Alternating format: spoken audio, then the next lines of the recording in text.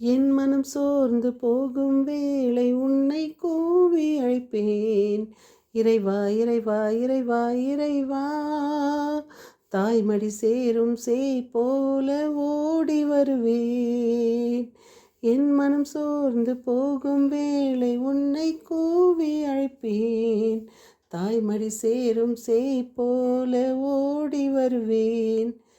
என்னை அன்பு செய்யும் நல்ல தெய்வம் நீதான், எனக்கென்று காக்கும் வல்ல தெய்வம் நீதான். நான் வாழும் நாளில் வணங்கும் தெய்வம் நீதான், நான் காணும் பொருளில் கவிதை வடிவம் நீதான், நான் தேடும் இடங்களில் தெய்வ தரிசனம் நீதான்.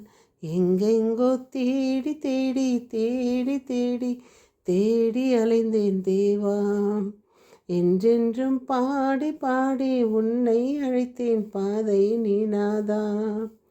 கார்கால மேகம் கண்டும் கனலானேன் நானே நாதா, கார்கால மேகம் கண்டும் கனலானேன் நானே நாதா.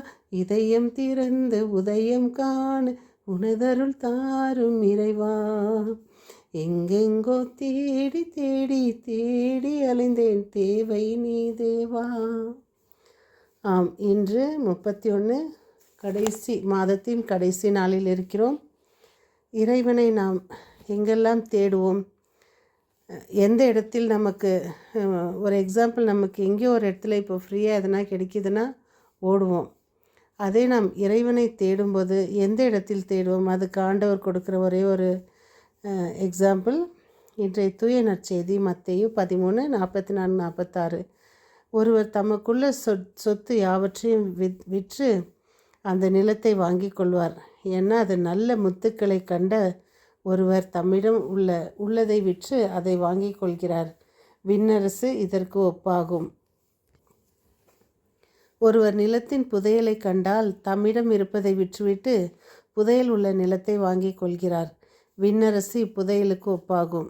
இயேசு மக்களை பார்த்து கூறுகிறார், இதோ நாம் தேடும் இறைவன் இலவசமாக கிடைப்பதிலா, அல்ல நம்மிடம் உள்ளதையே நாம் இறைவனுக்கு கொடுத்து அதனால் நாம் தேடுவதா?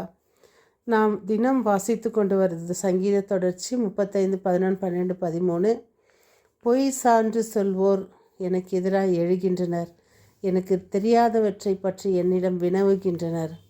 நான் அவர்களுக்கு நன்மையே செய்தேன், அவர்களோ அதற்கு பதிலாக எனக்கு தீங்கிழைத்தனர், என் நெஞ்சை துயரில் ஆழ்த்தினர். இன்று நிறைய நாட்கள் ஏறுற ஏணியை நிறைய பேர் தூக்கி எறிஞ்சிடுவாங்க. ஏன்னா அவங்க எல்லாமே அவங்களுடைய புகழ். ஏன்னா ஏதோ ஒரு காலத்தில் அவங்க எனக்கு உதவி செய்தாங்க, என்னுடைய கஷ்டம், என்னுடைய செயல், என்னுடைய வசதி, என்னுடைய புத்தி, அதனால்தான் நான் மேலே வந்தேன்.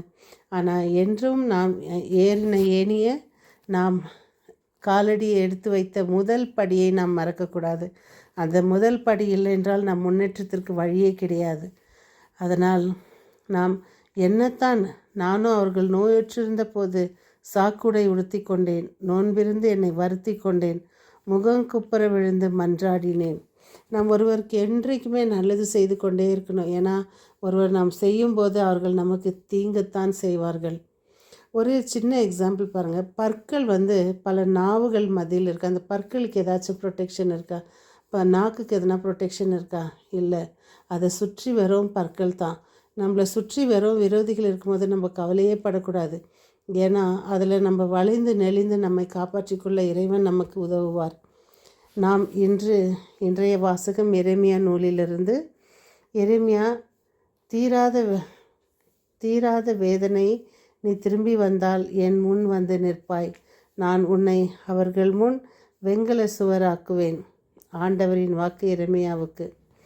இதோ ஆண்டவர் ஒவ்வொரு நாளும் நமக்கு இந்த வசனத்தை கொடுத்து நம்மை வாழ வைத்து கொண்டு வருகிறார். 31 நாட்களாக நம்மை தினம் காத்து கண்ணீர் மணி போல் காத்து வந்தார். அவருக்கு நன்றி செலுத்துவோம். நாம் பகைவரை மன்னிப்போம். முடிந்த அளவு ஒருவரை நேசிப்போம். மன்னிப்பு எவ்வளோ பெருசுன்னா, அது அது அது ஒரு தட்டில் வைக்கும்போது நம்ம வேறு எதுனா தங்கத்தையே நம்ம வச்சாலும் அதுக்கு இணையாவாதான். அந்த அளவுக்கு மன்னிப்பு சிறந்தது. நாம் ஒருவரை நேசிப்போம், மன்னிப்போம், பிறர் அன்போடு வாழ முயற்சி செய்வோம். மீண்டும் சந்திக்கும் வரை உங்கள் அன்பு தோழி.